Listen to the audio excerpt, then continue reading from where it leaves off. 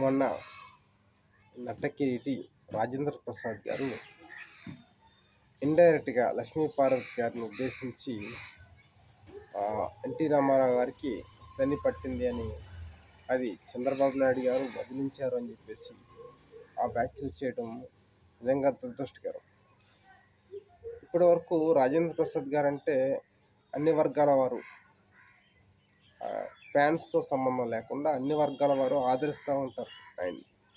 అలాంటిది ఈయన ఒక్కసారిగా ఆ లక్ష్మీపార్వతి గారి గురించి మాట్లాడడం ద్వారా ఇక్కడ 40% ఓట్స్ చేరిన వైసీపీకి దూరం అవ్వడం అనేది నాకు ఇష్టం లేదు, నాకు నచ్చలేదు కూడా.